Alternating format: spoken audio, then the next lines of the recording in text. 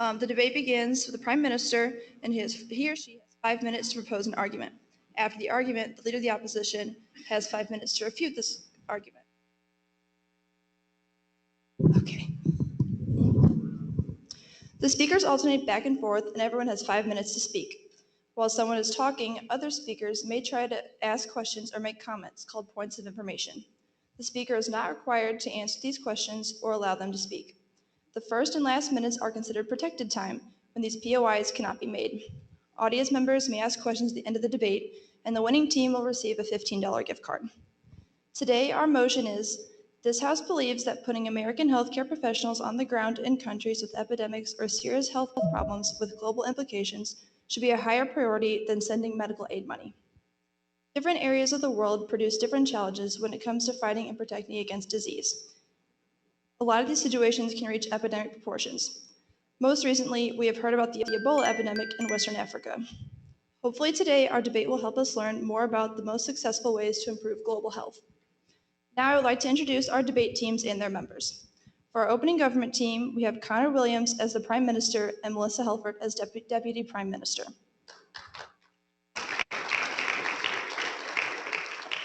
The opening opposition team has Roseanne Mescudi as Leader of the Opposition and Teresa Jackson as Deputy Leader of the Opposition. The closing government team has Leah Kinea as Government Worker and Eric Benna as Government Whip. The closing opposition team has Caroline Lippick as opposition member and Melissa Waltos as opposition whip. Let's get started, and please welcome the Prime Minister.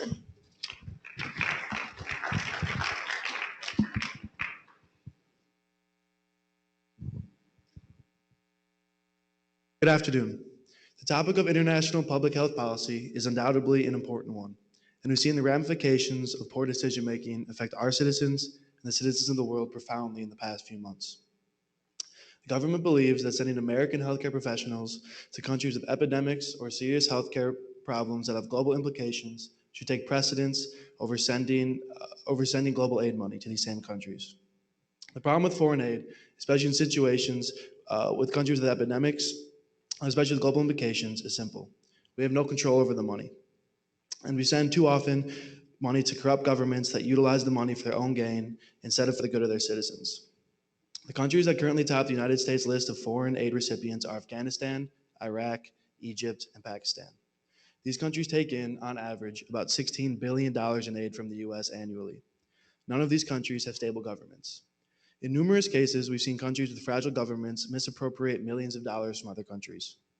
In 2013, 29 top health officials from Sierra Leone were indicted by the country's anti-corruption agency for misappropriating almost $1 million in foreign aid. More recently, 2014, high-ranking officials in the South Sudan government were charged with embezzling over $200 million sent over for economic and military aid. Because of this, the money we do send over to these countries is largely ineffective.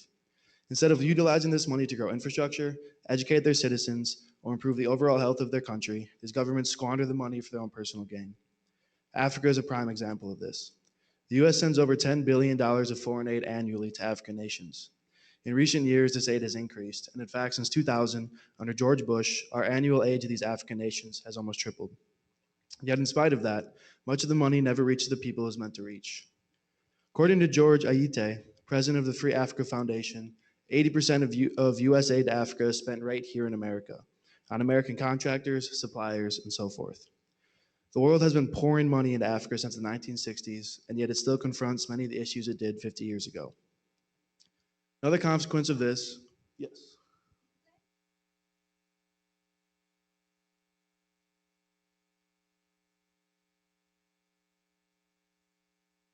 I'll address that later.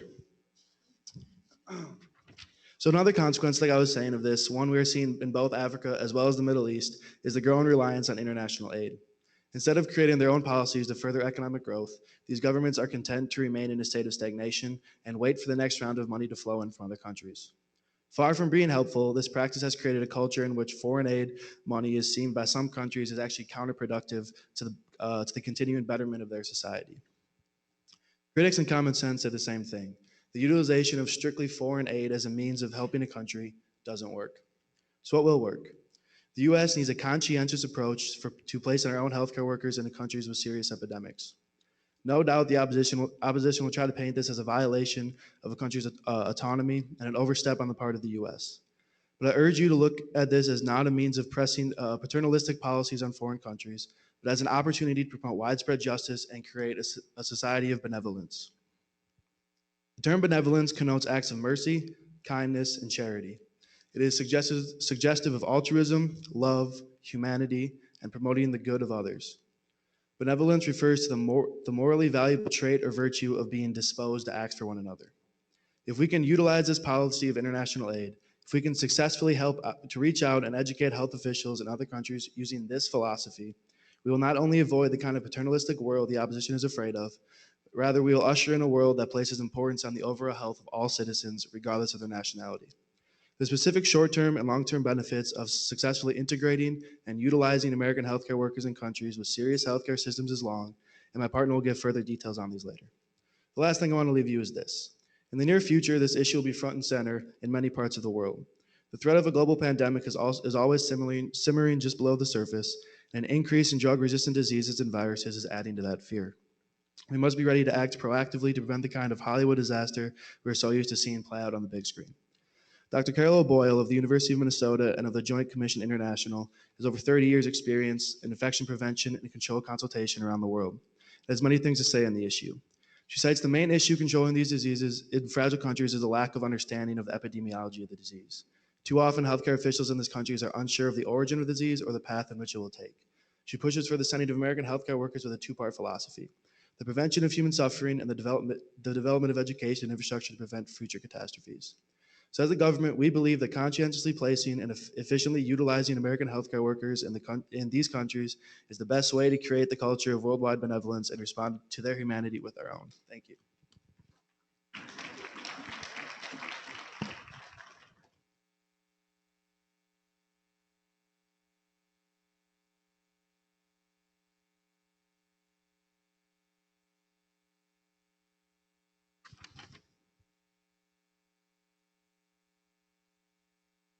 Thank you, Mr. Prime Minister, for the profound and the wonderful speech.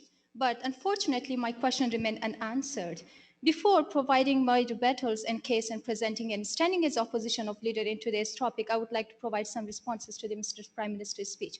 First of all, let's compare the number of the healthcare professionals currently residing in the United States with the number of people lacking and living under extreme poverty. Madam Speakers, the current healthcare professional in the United States is between 300 to 400,000. And we know that there is only 400 million people only in sub-Saharan Africa who are under extreme poverty. So how you're going to prove that the current number of the healthcare professionals are going to help millions of people living, and just most of them are like living on $1 a day? Also, you said that there is violations and some kind of frauds or corruption related to the medical aid money you are sending.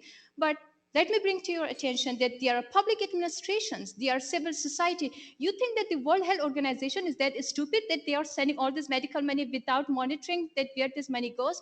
In case if there is any fraud related, they stopped. And they have stopped sending money and aids to all those countries. Moving to my own case, I would like to present three arguments, and I would support two of them, and the third argument will be elaborated by the deputy leader of opposition. My first argument is we can remove the healthcare gaps between the rich and poor countries by sending medical aid money. And number two, we have to ensure that all rich nations meet the obligations of the fundraising, and they also stand on their promises that they make to help these poor countries. To evaluate or extend my first argument, I would like to present the examples from the Global Issues Organization under a program called Medical Bridges. Medical Bridge is a program which was started and established in 1997 to channel reusable medical supplies to the countries in need. Since 1997, Medical Bridges have supplied crutches, wheelchairs, scalpels, syringes, gloves, antibiotics, beds, exam tables, and more, not now, and delivered them to the healthcare providers in 16 countries in Africa and other developing countries in the world. Since 2007, the Medical Bridges has shipped more than 4 million worth of supplies to Zimbabwe, Tanzania, Rwanda, Nigeria, Ethiopia, Democratic Republic of Congo, and Cote d'Ivoire. Whereas Prime Minister argued that the medical aid money sent from the United States goes to Afghanistan, Iraq, Egypt, which is totally wrong. Also, another example, according to the CNN report on the challenge of the global health released from the Foreign Affairs in 2007, Kenya spends $14.20 per capita on health annually, which is still an appallingly low number compared to $6 before. Madam Speaker, the country's public health and medical system is still shambles. Over the last 10 years, the country has already lost 1,670 physicians, 3,900 nurses to emigration, and thousands of more nurses just retired from their profession because they don't have the resources, because they don't have medical supplies. There were hospitals where patients were lying on the floor because they don't have bed. Physicians and all these nurses do not have enough income so that they can stick to their professions. Yes.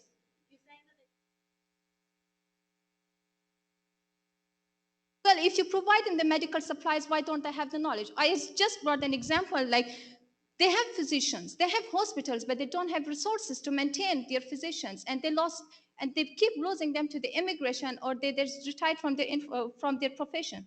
My second argument is we have to make sure that all the poor and all the rich countries stand on their obligation. Under the World Health Organization's conference met in 2007, all the rich nations have constantly failed their promises to make 0.7% of the fund for the global the poor countries. Instead, they have made only 0.2 to 0.4%, which shorts $150 billion every year in support of the nation countries. The results were very striking. Among the Italy and Denmark, 70% of the aid stayed in the country because they promised that they would send to the countries, but they couldn't send it, and they returned it for debt relief. Whereas World Health Organization clearly states that no medical aid money should be claimed for the debt relief or any kind of humanitarian emergency, but they are only for the purposes of growing and helping the poor countries. To summarize my topic, I would reiterate again that based on the arguments presented today, like we have to close the bridges of health and poor gaps, and also ensuring that all the rich countries meet the obligations of their funds and the promises, we can better eliminate and we can reach all the countries and the poor nations who are suffering from the severe diseases. With the arguments and the rebuttals we provide, I think we should win the votes of the audience and the judges. Thank you so much.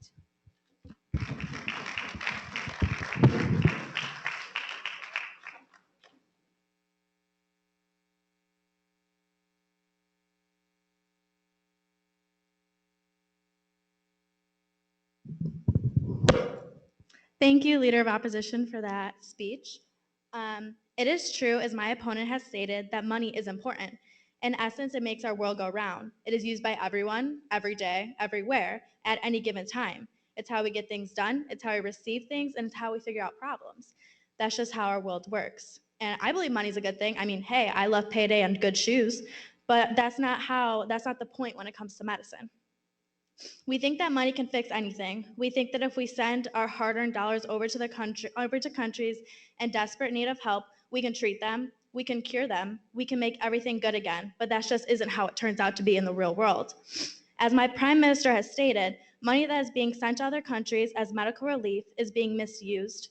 There are delays in the processing, and it is ultimately not getting to the sick and dying population that it is needed. It is stated by the Telegraph that the Chinese government contributed $8.3 million to the UN main Ebola relief fund. But that's not all. $18.8 million was given to Britain, and a whopping $200 million was given by the United States. Even with all that money going to find a cure and treat the dying, the statistics show that it didn't do much good. In Rwanda, 2,346 people died of Ebola. In Liberia, 408,000 people died. And in Sierra Leone, 3,857 people died. That leaves us with 10,611 deaths when we gave millions and millions of dollars. And none of our generous dollars did them any good. Ebola should have been approached in a very different way. On the other side of things, statistics show that in the United States, there were only 4 cases of Ebola. Only 4. That was enough to freak out the entire country and have my grandma stay in her house, and she literally refused to leave. And with those 4 cases, only one person died. One person compared to 10,000 people in West Africa. But that's not all. In Spain, there was only one case with no deaths. And the same for the United Kingdom, only one case with no deaths. These high power industrialized countries have the trained professionals, medical technology, and knowledge to fight Ebola in their countries. This knowledge could have saved hundreds, if not thousands, of lives. The Washington Post states that West Africa was ill equipped for an Ebola disaster because civil war and chronic poverty had undermined local health systems, and there were just not enough doctors and nurses. The healthcare workers in that region had never even experienced an Ebola outbreak and didn't know what they were seeing for those first crucial months when it could have been contained. Since there was not enough people there to treat the ill-educated about the disease, the virus made a leap from rural villages to crowded, overpopulated cities, and that's where the tragedies listed before it came. West Africa lacked the knowledge, experience, and human capital to take these millions of dollars and use it for good, which led to the loss of money, and it was used inefficiently. When healthcare workers are sent abroad to other countries in need, not only do they treat the sick and dying now, but they implement the education needed to treat the people in the future. When knowledge and well-trained professionals go to these countries, they can train doctors and nurses how to care for their patients. They can teach sexually active teens about protection and provide supplies. They can teach mothers what proper nutrition is needed for their babies. And they can teach families how to take care of their chronically ill loved ones. Currently, a lot of healthcare professionals are traveling abroad to help countries build better healthcare systems instead of simply on-the-spot medical care or dealing with emergencies. For example, Amardine Cellini, a Brooklyn urogynecologist from the medical center, traveled to Haiti and set up a partnership there to train Haitian doctors in gynecology, which allowed hundreds of women to receive needed checkups, treatments, and education that was never provided before. With the help of human leaders and actual human hands, you can get so much more done than money when we don't even know where that money is going. Yes, as my opposition leader said, that we do need money to buy supplies and all these things, but when you don't have enough people to use it, what's the good for? So as I end, human hands can do so much more good and touch so many more lives than envelopes full of cash. Thank you.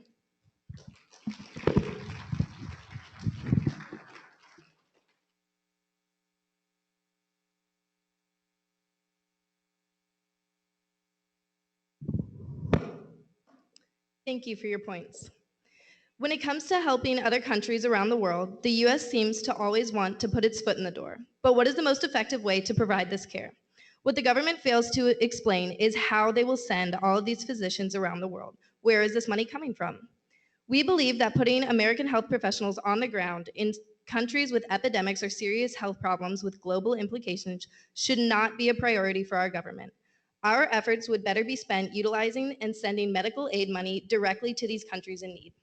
My main points include the shortages of American healthcare workers, the financial risks of sending professionals abroad, and the request for the US to increase funding to fight disease in developing nations.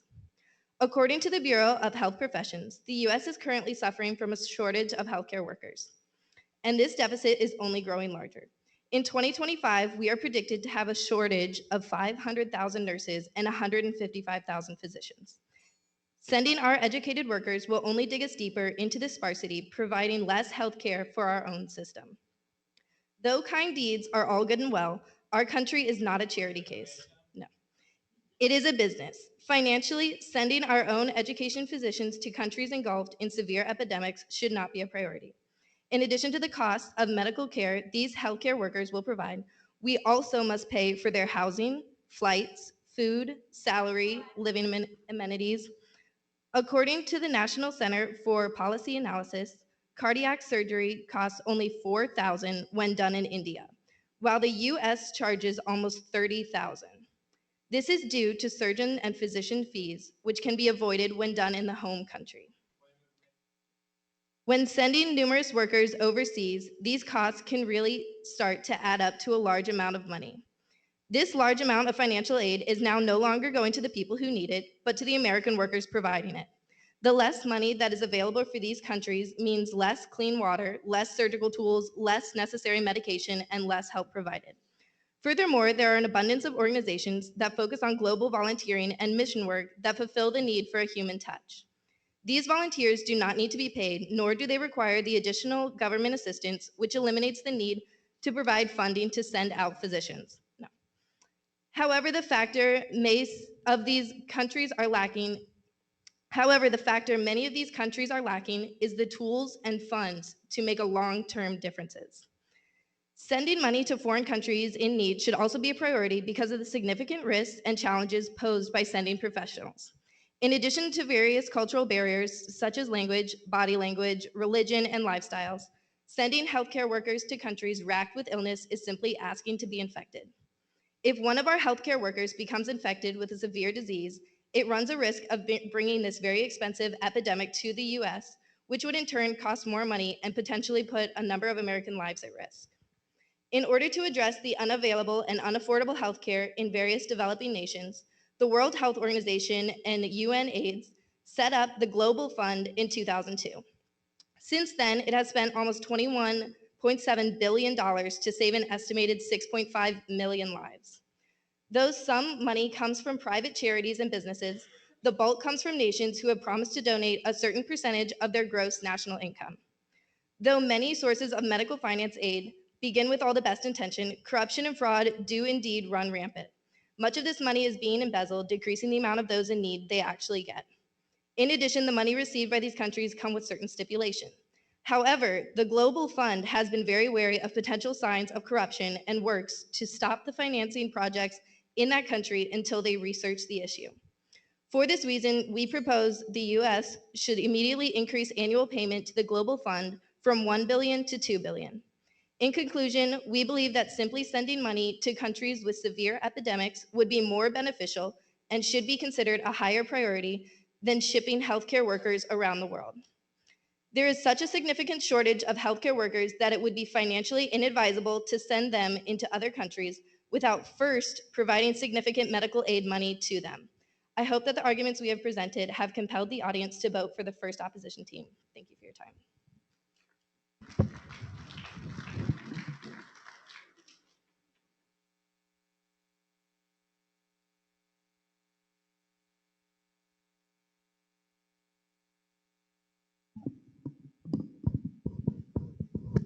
Thank you, opposition.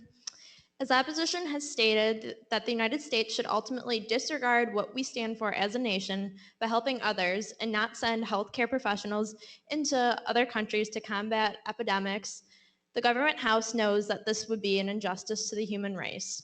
We believe that the United States must send healthcare professionals to countries with serious health problems because money can only go so far with helping fight illnesses. There is a necessity to have trained professionals diagnose, treat, and prevent the spread of health disparities in the nations that cannot do so themselves. Having the education that physicians, nurses, physician assistants, and other health professionals are required to have in the United States can only benefit people's health.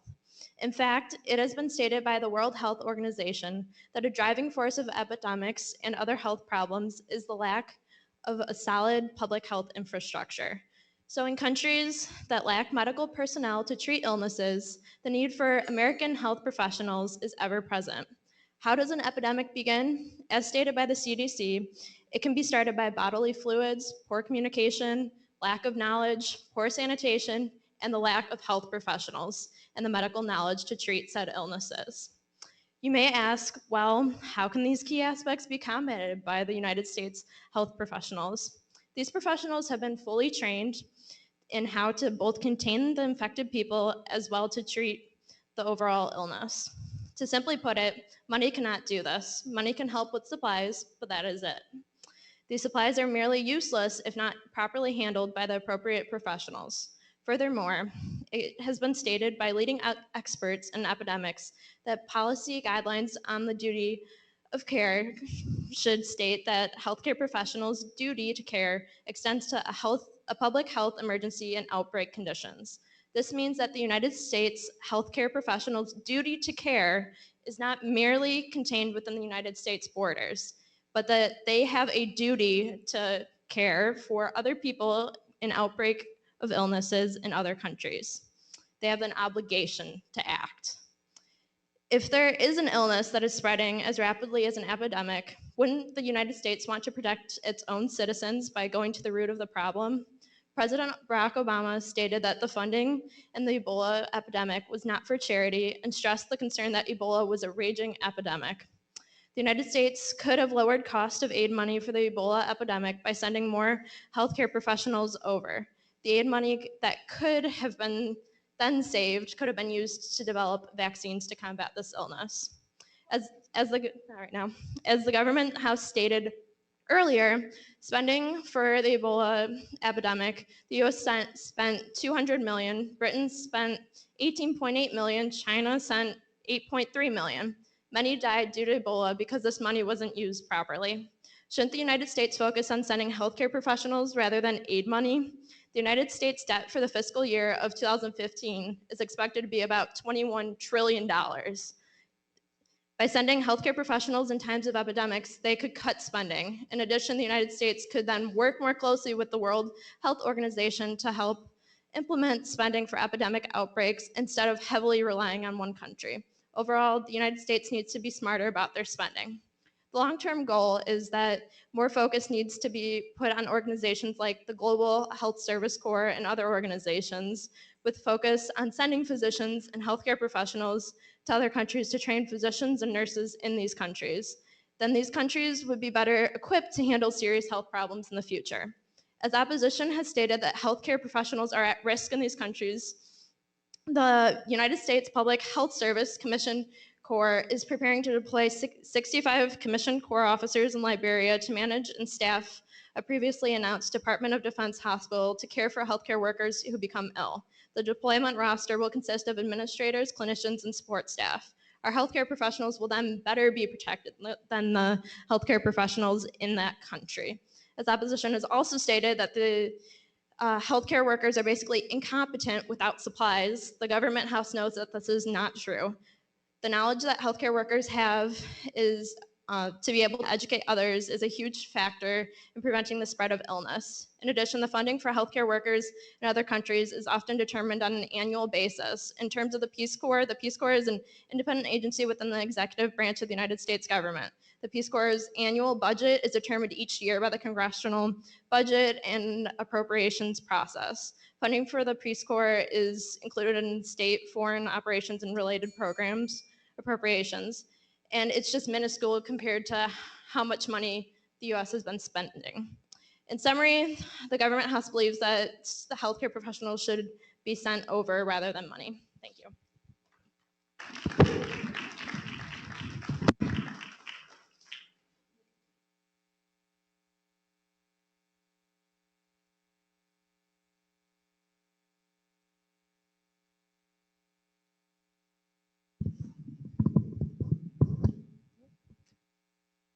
Hello, my name is Caroline. I'm for the opposing team. Our opposition is basically that healthcare professionals have been paid too much in regards of their work in third world countries, and that more money needs to be able to put towards medical equipment. We have had statistics going ahead and going about this, about how here in the United States, insurance rates have gone up due to increased spending on medical staff, and this increase has gone ahead and changed like the epidemic of how we view healthcare systems and how in the workplace. So we've also gone ahead and given statistics about how in 2007, $4 million in supplies went into Kenya and how that benefited their area as well, and how increased spending in this area is good for the overall health of third world countries. Go ahead and go on to my debate. I found on a Journal of Patient Safety on cross-cultural connections gave me a statistic that a number that due to poor communication within healthcare professionals in third world countries, around 210,000 to 440,000 people have died. Given that statistic, I don't believe that increasing the amount of healthcare professionals within third world countries will actually benefit The fatality rate, since we already don't know how to communicate with each other as it is, my debate is that it would be more useful for us to increase our money on promotional material and also on directions on how to use vaccines and medicines in the vernacular of the country that we are approaching. This would include more clear labels with pictures and also addressing the different dialects, well, not dialects, but the different variations of languages within the countries that we're addressing. Americans, they struggle with the language barrier. So when they go over to the country, they're not able to communicate with the patient on a one-to-one basis. And there's also a cultural connection that's also lost as well, because routine screenings and whatnot are not part of their typical day-to-day lifestyle. So when we go ahead and go to these countries and provide this service, they're not able to actually, they're not used to it, and they almost might feel threatened. I think it would be more useful to have people who are within their own country providing the healthcare for them, and that way that they would be able to be more comfortable in a routine checkup, such as a mammogram, that my partner will go ahead and elaborate on during her time up here. Due to this, also we were given that the government said something about how Ebola was a problem over in third world countries. Yet I do not believe this is due to poor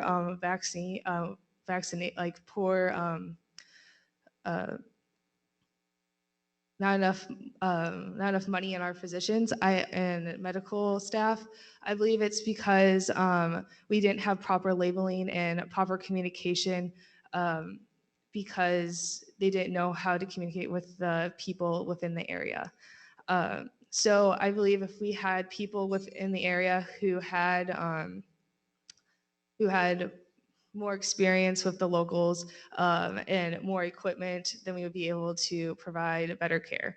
Also, providing vaccinations and medications for AIDS and malaria with this appropriate description would also be better as well.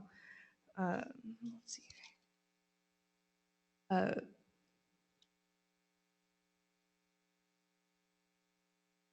We also talked about how the Global Funds has provided $6.5 million for medical equipment, and this has had a positive take. There's actually a statistic from the Cross Cultural Center that after providing vaccinations and medical equipment, 21% of the fatality rate has decreased in these countries, which is like solid proof that having this medical equipment within the area is beneficial.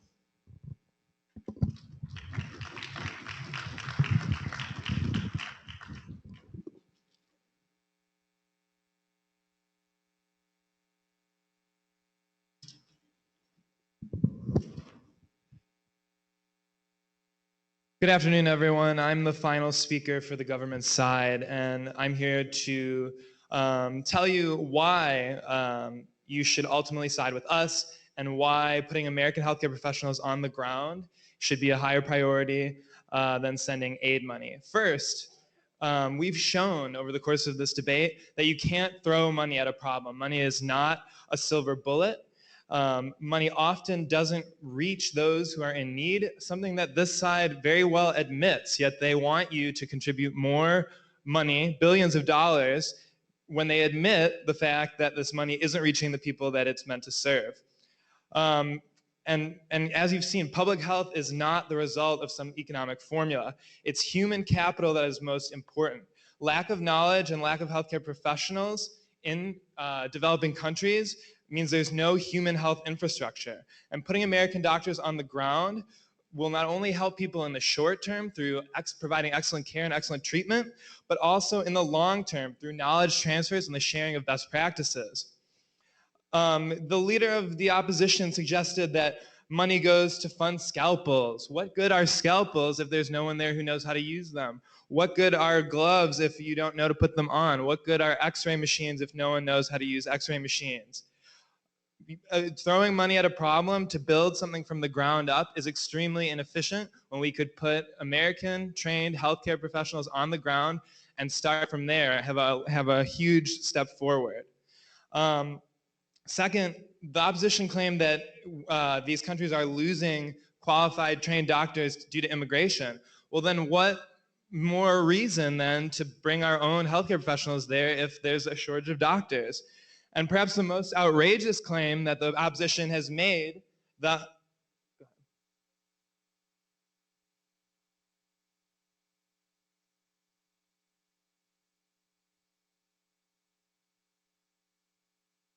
like I said, having an American healthcare professional there to work with that local professional is going to do a lot more than simply giving them money and giving them supplies and then saying, here, have a good day.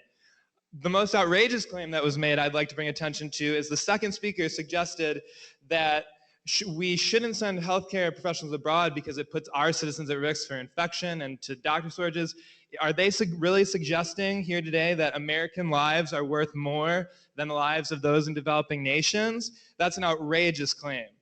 And I'd like to just take us to reinforce why we should be sending healthcare professionals instead of money. Look only to Cuba, a small nation roughly the same size as Pennsylvania and much poorer than the United States. While they don't contribute nearly as much money to global health initiatives as the US, their public health impact is enormous. Cuba provides more medical personnel to the developing world than all of the G8 countries combined.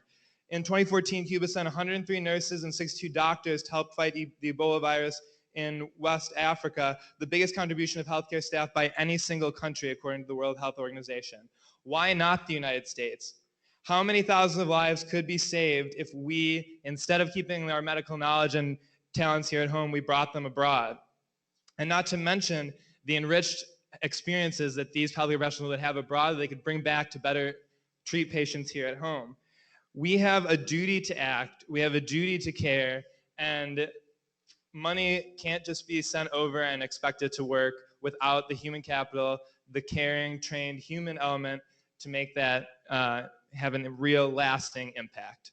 And that's why you should side with the government and vote today in favor of the motion that this House believes that putting American healthcare professionals on the ground in countries with epidemics or serious health problems with global implications should be a higher priority than sending medical aid money.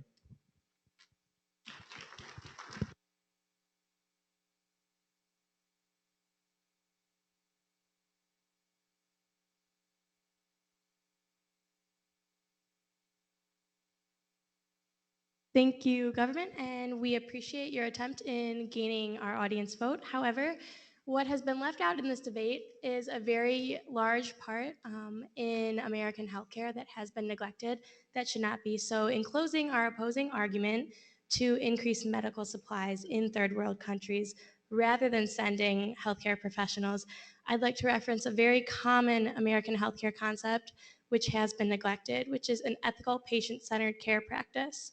And by definition, that patient-centered care is aid in which the patient's personal autonomy, it works hand in hand with those medical professionals.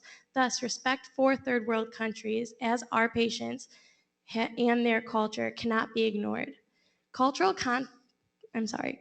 competency has been neglected throughout this entire argument, and it should not be. And I would like to highlight a very specific incident in history that has occurred recently.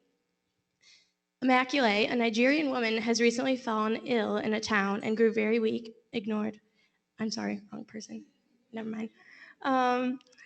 Immaculate, a Nigerian woman, fell ill very recently in her town, and she is a mother of 4, and she's in her hut dying alone. She has grown very weak, and currently she does not have the right medical supplies to be treated for her illness, and no one can discover what that illness is. So in response, the U.S. has sent health professionals and treatments her way to test for a variety of diseases, one being a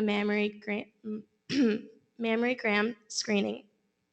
Unaccustomed to this screening, Immaculate was threatened and alarmed with what the American doctors needed to say to her and unfamiliar with the language and not able to correspond and figure out what's going on because of the language barrier. And the physician could not communicate with her the necessity for this screening. So overall, the whole attempt of sending our American doctors overseas rather than just supplying them with their basic needs for this screening was completely non-beneficial and overall did not help the situation. It avoided every aspect, and that whole cultural competency has been ignored. So therefore, I would like to end with a few very important questions that are kind of mind-boggling, and it's that where is cultural competency in situations like this when Americans are being sent over rather than supplying funding? And second, where is the said to be patient-centered and ethical practice when we send these physicians over? Thank you.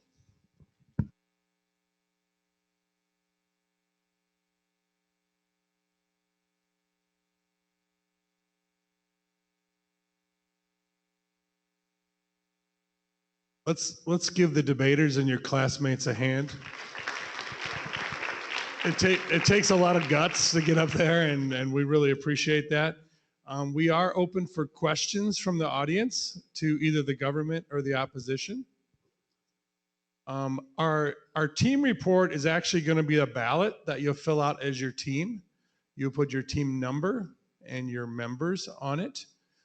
We also have judges here, Annie Rosenkrantz from the Center for Global Citizenship, and Irma Rubling, who is one of the architects of our IPE program here at St. Louis University. So we're happy to have them included. They will confer regarding who wins this debate, but you all get a vote, okay? So you'll vote two ways. Number one, you'll vote for which team you thought was most effective.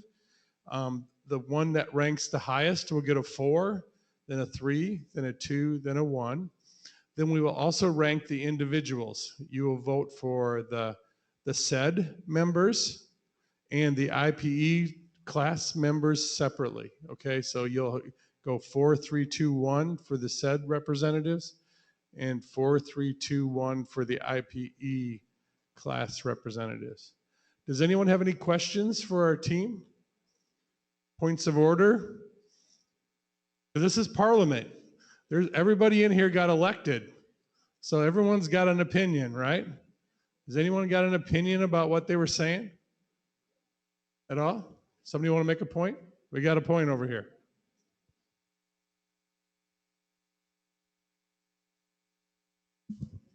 This is actually to both of the teams. You were arguing back and forth about whether money or personnel should be sent overseas to combat potential pandemics. However, I think with both your points, you missed the fact that both services are necessary in each area. A tighter regulation of funds is in order, but also the personnel to work with the people and teach them. Yes, there is a cultural barrier. However, there are people in each country that can communicate back and forth with our doctors and our nurses that go there and teach them and share their experiences. So it's not just sending money or sending healthcare professionals. It is sending money and sending healthcare professionals. Here, I'll turn this one off.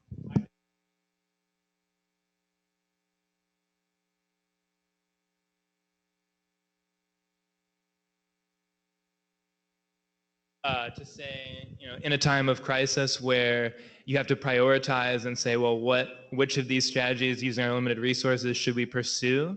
That was kind of like the motion there. But I definitely agree that both strategies are necessary in some combination.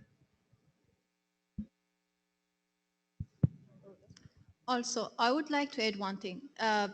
The format of the British parliamentary also, we can't stand as a neutral. Like I personally accept, yeah, we do have to send medical aid money, also professionals to make sure all those resources are utilized correctly. But the rule like restricts us, like we have to go against the topic and we need to have someone who will be against us.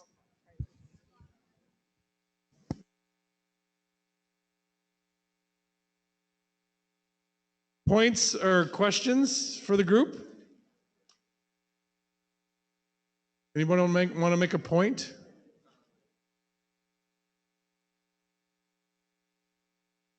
Okay. Oh, if you're here to get a stamp for your passport for the SLU Leap, I believe it's Sarah, correct? She's right here. Go down and get a stamp. It's great to be a part of Atlas Week. If you are done voting, put your hand up and our teaching assistants will come and get your thing. But you are not leaving until we tell you we're done. Okay? This is not a leave on your own situation.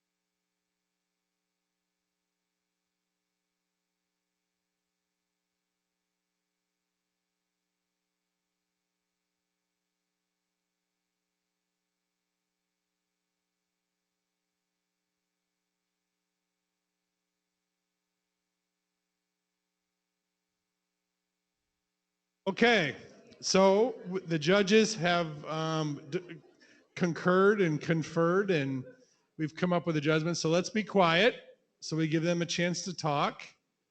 Okay, so I'll let Irma.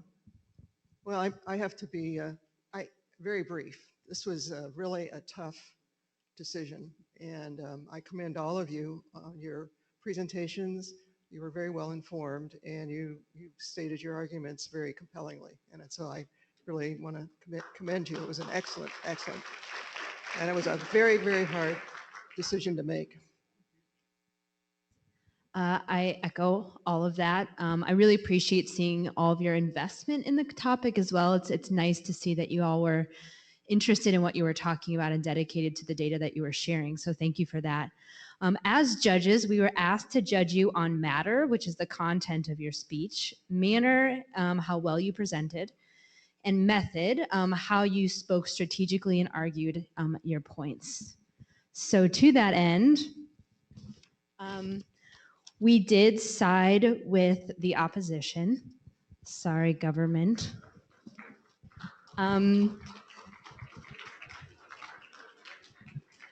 The reason we felt that we were arguing or siding with the opposition is while the government stated often that there was a lack of medical training in the developing world, the statistics you provided didn't really substantiate that medical professionals there were less educated than Americans. I think you should have focused more on numbers rather than arguments about the level of education or capacity of professionals in the developing world.